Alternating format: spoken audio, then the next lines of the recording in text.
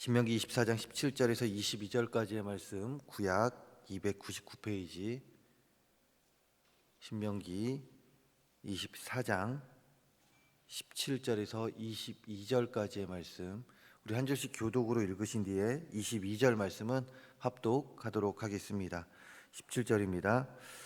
너는 객이나 고아의 송사를 억울하게 하지 말며 과부의 옷을 전당 잡지 말라.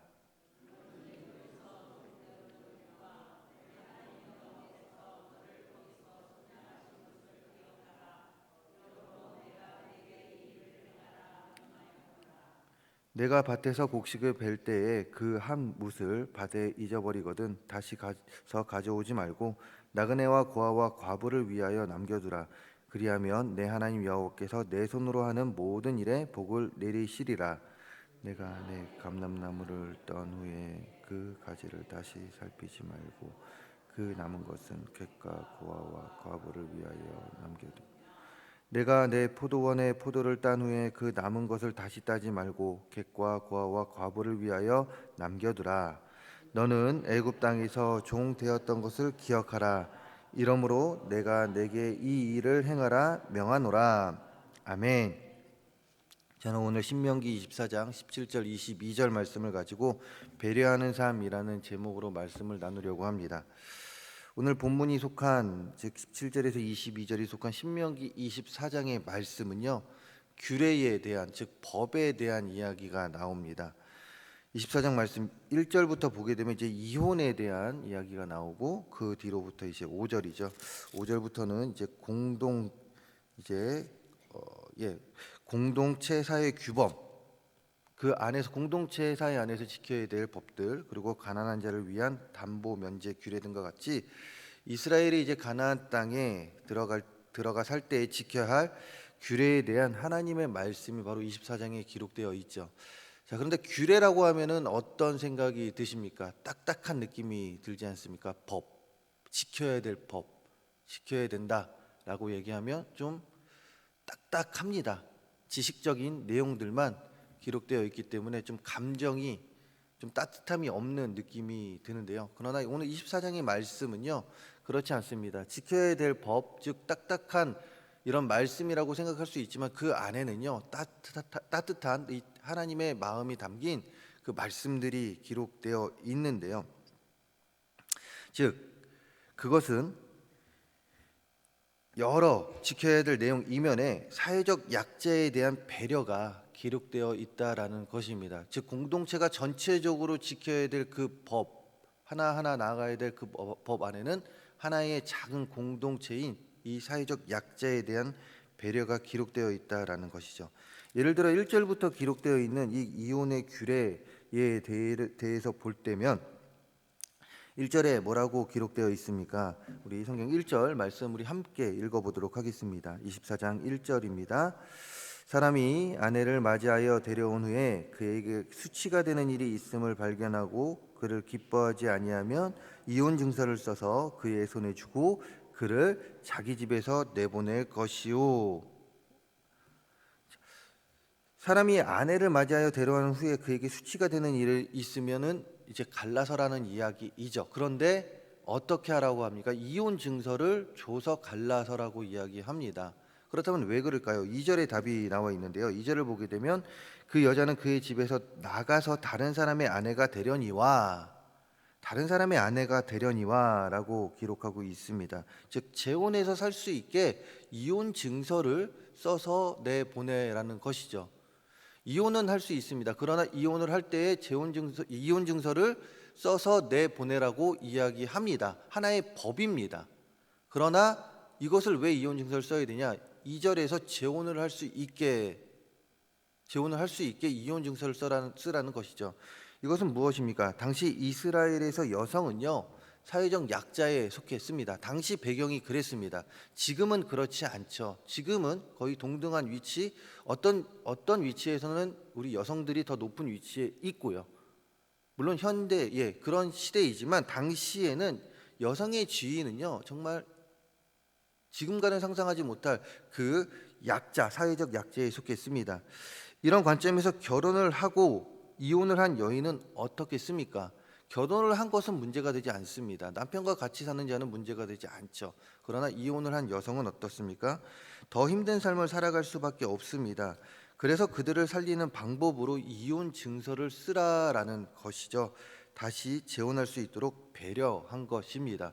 즉 하나의 규범 아래 배려가 속해 있었다라는 것이죠. 더하여 5절입니다. 5절의 말씀을 함께 읽어 보도록 하겠습니다. 5절입니다. 사람이 새로이 아내를 맞이하였으면 그를 군대로 내보내지 말 것이요 아무 직무도 그에게 맡기지 말 것이며 그는 1년 동안 한가하게 집에 있으면서 그가 맞이한 아내를 즐겁게 할지니라. 아멘. 5절의 요지는 무엇일까요? 5절의 요지는 바로 배우자를 위한 휴가입니다.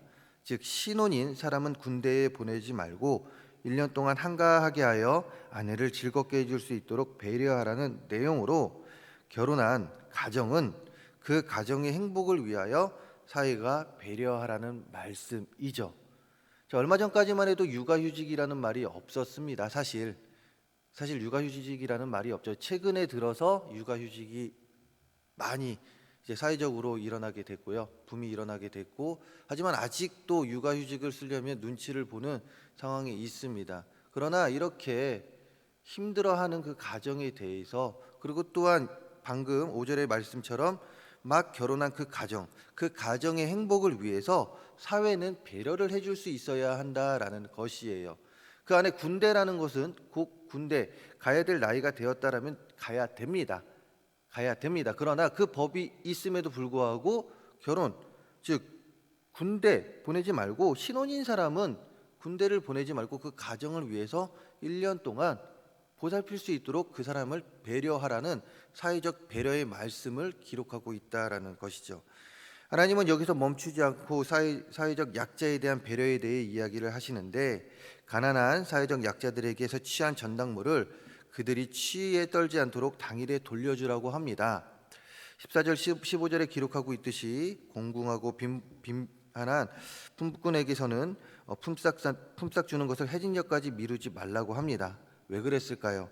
당일에 받은 품삯을 가지고 그는 그날 밤에 식구들을 위하여 한 끼 식사를 준비할 수 있기 때문에 그렇습니다. 또한 17절에서는 객이나 고아의 송사를 억울하게 하지 말고 과부의 옷을 전당에 잡지 말라고 하고 있죠. 즉 오늘 말씀부터 보게 되면 그런 말씀이 기록되어 있고, 19절에서는 밭에서 곡식을 벨 때나 감람나무 열매를 딸 때, 그리고 포도나무에서 포도를 딸 때에는 이삭을 남겨두어서 그들을 누구를 위해 남겨두라고 합니까? 나그네와 고아와 과부들을 위해 남겨두라고 합니다. 즉 취할 수 있게 하라는 것이죠.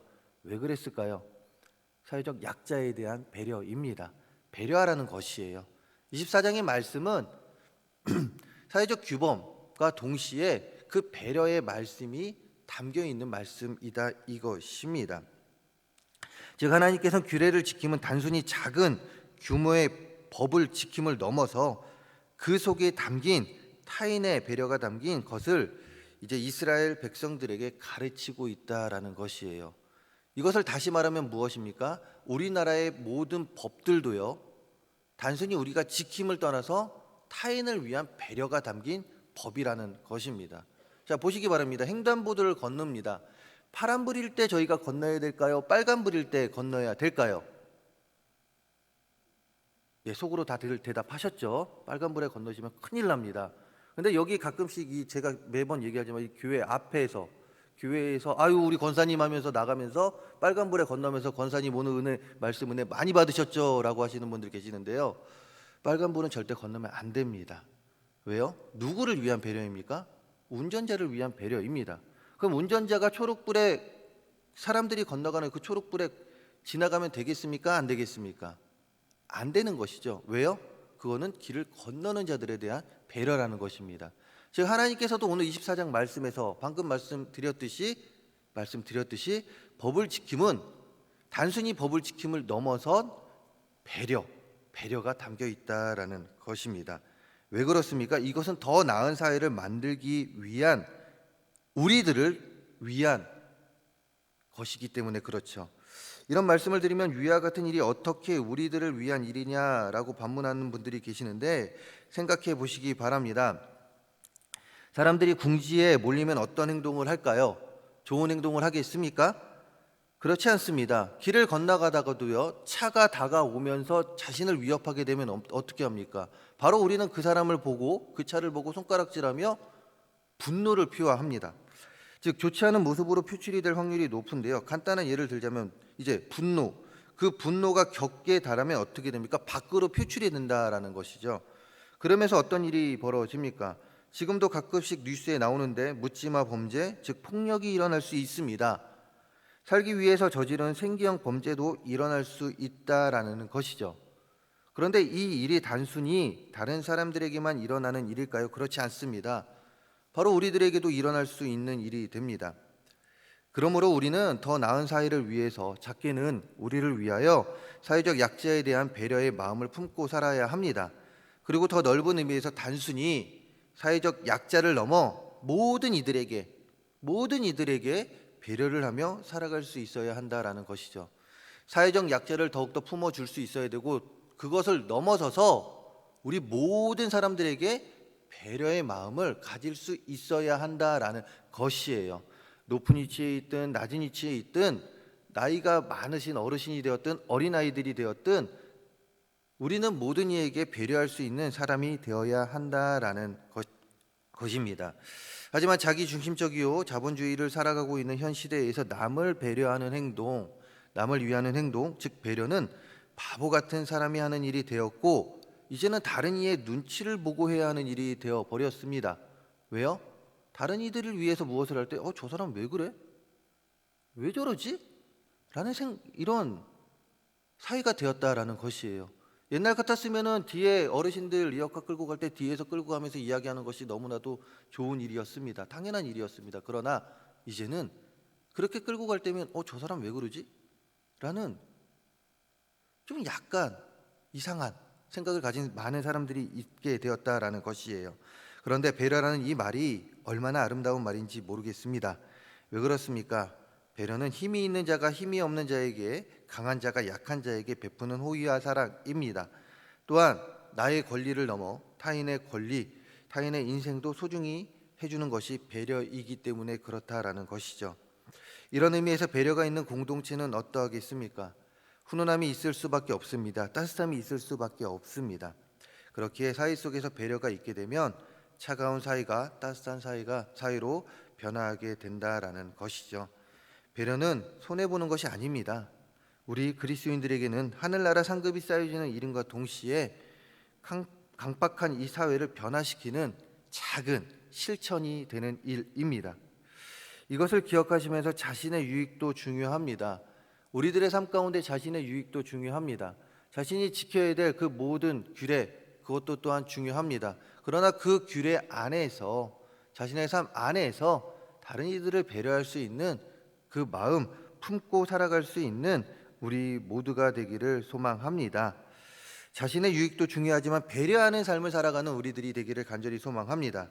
그래야 강박하고 차가움이 있는 이 사회에 우리의 배려로 인하여, 또한 작게는 우리의 가정, 차가운 우리 가정, 만약에 우리의 가정이 차갑다면 우리의 배려로 인하여 따뜻함이 심어지기를 소망합니다. 그러면 왜 우리 그리스도인들은 다른 이들보다 더 배려하는 삶을 살아야 하냐, 이것입니다. 자, 오늘 말씀 18절과 22절 말씀에는 반복되는 말씀이 있습니다. 오늘 읽은 말씀 24장 18절과 22절의 말씀으로 함께 읽어보도록 하겠습니다. 18절입니다. 너는 애굽에서 종 되었던 일과 내 하나님 여호와께서 너를 거기서 속량하신 것을 기억하라. 이러므로 내가 내게 이 일을 행하라 명령하노라. 22절입니다. 너는 애굽 땅에서 종 되었던 것을 기억하라. 이러므로 내가 내게 이 일을 행하라 명령하노라. 18절과 22절을 보게 되면요, 내가 내게 이 일을 행하라 명령하노라 라고 이야기합니다. 그런데 그 앞에 한 단어가 기록되어 있죠. 무엇입니까? 바로 기억하라는 것입니다.